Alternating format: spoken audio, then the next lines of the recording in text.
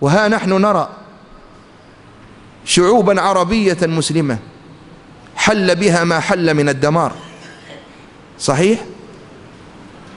ومما يحز في النفس أن يحل ذلك لا على أيدي أعداء الإسلام من يهود ونصارى ومشركين وعباد أوثان، لا، على أيدي منتسبين للإسلام، على أيدي من ينتسبون للإسلام باسم الجهاد وباسم الإسلام وباسم إقامة الدولة الإسلامية الموهومة المزعومة التي لم تقم إلا في رؤوسهم فقط، في الأوهام كفي السحاب فقط، كلام فاضي.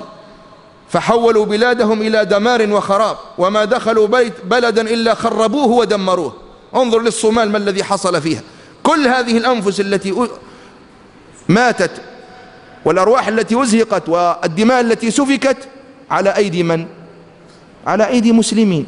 مسلم يقتل مسلما ويقول أنا أجاهد في سبيل الله، يقتل أخاه وهو يقول أنا أجاهد في سبيل الله عز وجل. نسأل الله السلامة والعافية.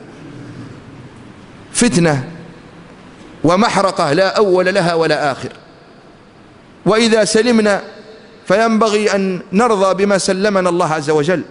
بعض الناس عنده نفس مريضة يريد أن يستسرف للفتنة، يحب يمشي وين ماشي، الخلال خالي وين رايح أنت؟ حتى قال عليه الصلاة والسلام في المسيح الدجال من سمع به في بلد فلا يدخله. وثبت عنه أنه قال احذروا الفتن فإن من استشرفها تلقفت. يا أخي الله عافاك، لماذا تريد أن تلقى الله ملطخ اليدين بدماء إخوانك؟ تريد أن تضع نفسك في ورطة لا مخرج لك منها لا في الدنيا ولا في الآخرة. لماذا؟ وقد عافاك. تحب جاهد نفسك، جاهد نفسك على صلاة الفجر، جاهد نفسك على برك لوالديك، جاهد نفسك على تقوية اقتصاد بلدك حتى لا نبقى عالة للغرب، جاهد نفسك على طلب العلم، جاهد نفسك على أن تكون داعية إلى الله عز وجل تقارع أهل الباطل بالحجة والدليل. هذا هو الجهاد، هذا هو الجهاد مطلوب منك. أما وأن تريد أن ترفع السلاح ترفعه في وجه الصهاينة. اذهب إلى بني صهيون هناك وذد عن حياض الإسلام، ذد عن حياض الإسلام ودافع عن عقيدة الإسلام وعن أرض الإسلام. أما أن ترفع السلاح في وجه إخوانك وتقول أنا أجاهد، وربما بعضهم يريد أن يحول بلده إلى أرض للفتنة. حمى الله بلادنا من كل فتنة. يريد بعضهم أن تتصومل تونس، لا والله لن نتركها ولن نتركوهم يصوملوها أبدا. نحن نسعد بهذه النعم ونحافظ عليها، وهذه المساجد تبقى بإذن الله عز وجل عامرة بالأخيار وبالمصلين. لماذا نأتي فنخرب بيوتنا بأيدينا؟ ماذا نريد؟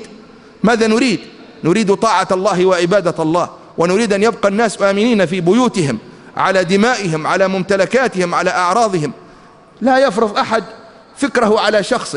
الذي يلجأ إلى القوة ضعيف الحجة، لا نحتاج أن نرفع السلاح، نحن نقارع بالحجة والدليل. أي إنسان من أهل الباطل على استعداد أن نقارعه دون أن نرفع أيدينا عليه. يكفينا قال الله قال رسوله صلى الله عليه وسلم ولسنا مسيطرين على الناس فذكر إنما أنت مذكر لست عليهم بمسيطر. ويقول تعالى ولو شاء ربك لآمن من في الأرض كلهم جميعا أفأنت تكره الناس حتى يكونوا مؤمنين؟ لن نكره أحدا على الإيمان، ولن نكره أحدا على الطاعة، ولن نكره واحدة عن الحجاب، ولن نكره أحدا على الصلاة.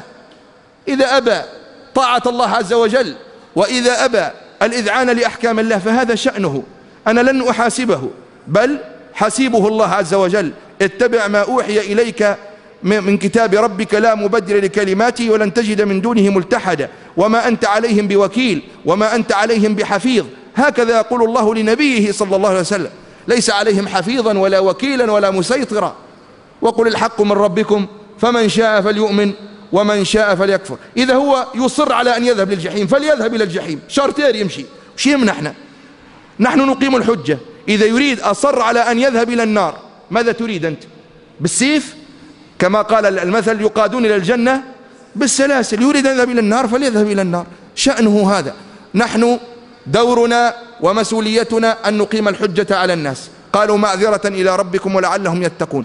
نحن واجبنا أمام الله سبحانه وتعالى أن نبين ونقول هذا طريق خير وهذا طريق شر، هذا طريق ضرر وهذا طريق منفعة، هذا طريق الجنة وهذا طريق النار. ونحن أيضا مطالبون بأن نعمل لننقذ أنفسنا ونتمنى الخير لكل الناس. أما أن نفرض على الناس ثم يدفعنا الشيطان لرفع السلاح، نعوذ بالله من حال أهل الخذلان.